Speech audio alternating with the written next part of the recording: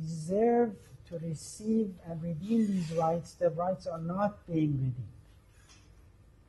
And therefore you have poverty. This is why, because all other rules that exist we can talk about, but all of them just undergird, strengthen this one rule, which is the rule of property rights. If the property rights are observed, more than likely poverty will be limited, if any at all.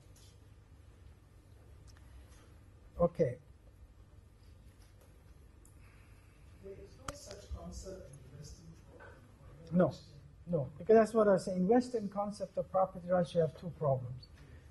One is that there is no property rights means unconstrained rights to do whatever you want with the property. And that means you can destroy it. You can overspend it. In Islam, you can't. Why? Because there are rules that govern production and expenditure. What are these rules? One is israf. The rule against israf. You cannot overspend, cannot overuse resources, for instance, in production. You cannot overspend your income. And then there is rules against itlaf. Itlaf comes from talaf, destruction. You cannot destroy. In the U.S., if you take, for instance, whatever we've mentioned this, sometimes, for instance, price of milk goes down. The milk producers shoot the cows that are giving milk. Or they get the milk and then toss it. They won't give it to anybody. They throw it away. If the price of beef goes down, that same thing happens. People, try to get rid of them if they can. If they can't, they just shoot them to the price they want. Why? And nobody stops them because this is their property. You don't have a right to stop them. You don't have a right to constrain them. In Islam, you have a rule against itlaf. There is rule against itraf, means opulence. You cannot basically purchase things for the purpose of showing off your own ability displayed by your income and wealth. Itraf. And mutrif that always, itraf, those people who do this extravagant opulence are the people who always stand up against the prophets. And the Quran says that. There is no prophet that ever came that mutrifin didn't oppose them. So these rules don't exist. You can buy whatever you want. Nobody, in fact, the more extravagant and more opulent, the more you show your status in the society. That's called keeping up with the Joneses, with your neighborhood. Just look and see what they have, and you also want the same or better. So you just keep doing it that way. Abbas, if I may make a point. Yes. You did mention that if these rules were observed, yes, the poverty would be eliminated. That's right. Professor Mehmet Genç made a very interesting research. Yes. And he compared during 18th century Istanbul and Paris. Yes. And he counted actually one by one the numbers of beggars in the streets. And although Paris was a much smaller town than Istanbul, the number of beggars in Paris were about 10 times more. Yeah, I believe than that. Istanbul. I haven't seen that. I like to see that. So I think that confirms your point then. Yeah, it's true. But those. I think that Majella was pretty much a ruling constitution. So that was a social contract which the government had made with the people based on the Quran and the Sunnah of Rasulullah. So, yes, you're right. If we were only rule compliant, it says this ayah it's really such an incredible ayah, that verse in the Quran, that if you were only to be rule compliant without exception, that's what being a muttaqi. Mu'min sometimes violates rules, but muttaqi never. So that's why, for instance, the Quran, you have these ayat that says, Ya ayyuhalladhina amanu billahi wa rasul. They say those who are mu'mins, be mu'mins. So, but I already am. So no, you're not. Because you have to then become muttaqi. Muttaqi never violates rules. It's always rule compliant. He says if a society, people in the society, وَلَوْ أَنَّ أَهْلَ الْقُرَى, people of a society, are rule compliant completely, then from everywhere there will be blessings. This is the growth theory of Islam. So if you want to see growth, all you have to do is be rule compliant. And these are testable hypotheses. They're testable theory. They're not something that is said 1450 years ago. All you have to do is try yourself. Say for 1 week, remain rule compliant and see what happens to you. Just test it.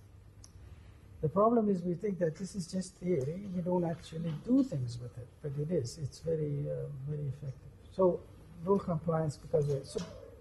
So since on the other hand, just remember these dimensions as we go through our property rights laws and rule. Because the basis of property possession is work or transfers from somebody who has worked. Any instantaneous property rights outside of work and transfer is impermissible. Like what? Like bribery. Is not permissible because it immediately creates a property rights claim without work or without legitimate transfer. Theft is another one. Stealing something because it's an illegitimate transfer of property. It's not just. Riba is also one of these. Why? Because riba, you lend money to somebody, you don't transfer the property rights. That's the difference between bay and everything else, bay and riba. Because in bay, you actually transfer the property rights completely to somebody. But the guy who loans you the money keeps the property rights on the principal and then claims additional property rights on your property equivalent to the amount of interest which is collected. So he has property rights over the principal and over also the interest that is accumulated or that comes up. So this way is not according to the rules of property rights of Islam. Remember what we said about Piketty. Piketty was focusing on which class? The rentier class. The idea was that interest rate and its compounding, as Keynes had said, 1931, until 1936, what he wrote basically was this idea that a class of rentiers comes that absolutely does no work and allows interest rate and its compounding to create income and wealth that is not justifiable, that has done no work at all. And usually it leads to speculation. He calls it casino economy.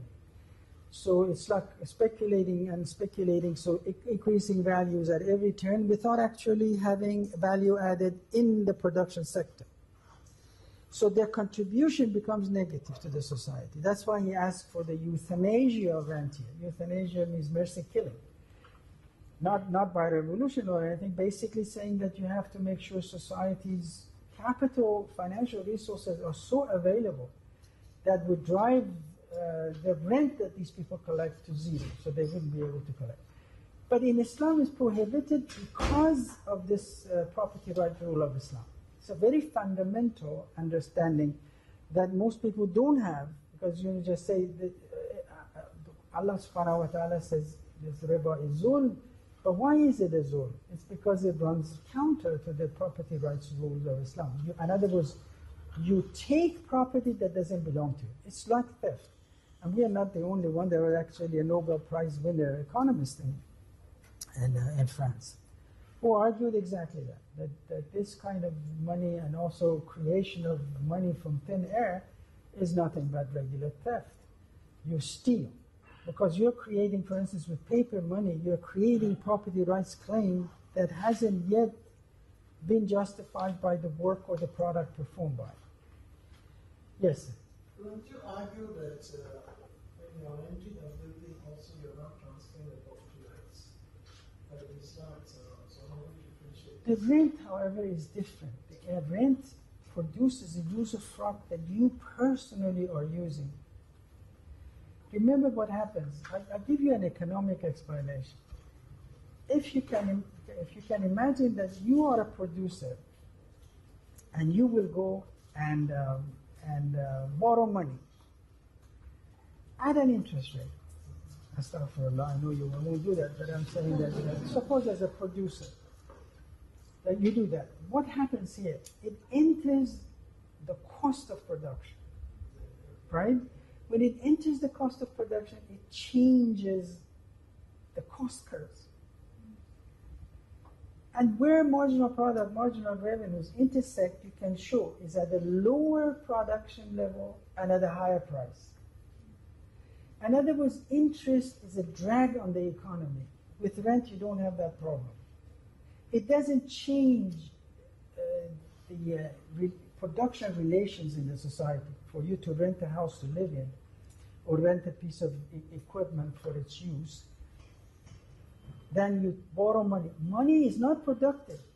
A house is productive. Money by itself, in its nature, is not productive.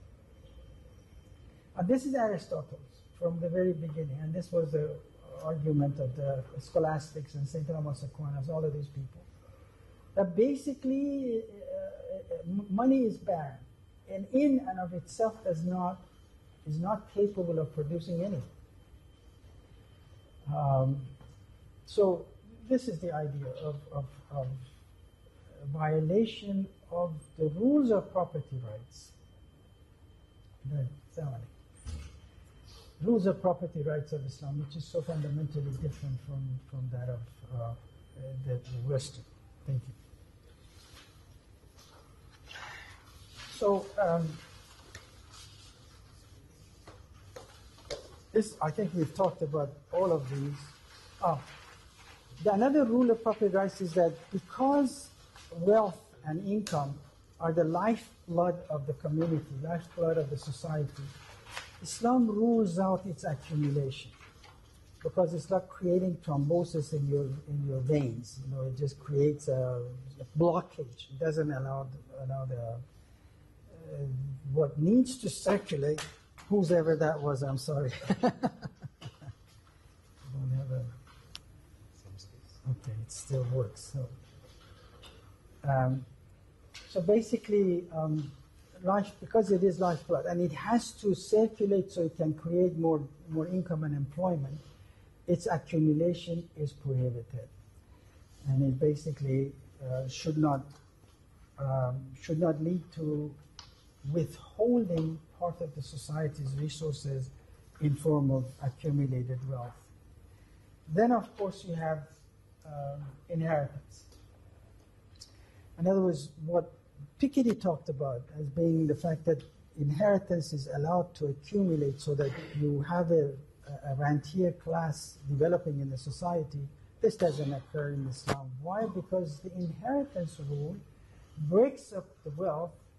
The person has only control over 1/3 of his wealth or her wealth to decide what he or she wants to do with it. Usually, custom or tradition was that they made a waqf of it from this 1/3. The rest has to be divided according very precise formulas of the Quran. And by the way, please notice that some people use this ayah in the Quran that women have to receive 1/3 of men, 1/2 of men, as to suggest that Quran and Islam are misogynist, meaning anti-feminine. But they forget that those just below that ayah there is another one, that the father and mother each receive 1/6. So it's not the rules themselves do not lead to the idea, or fairly, if you look at them fairly, do not lead to a position which is anti-feminine position. You have to look at them. One thing is that they run over 4 generations, so you take one out of context and just refer to this part of this one ayah, saying that for male twice as much as women, that really is not a fair reading of the whole context. You have to read it together.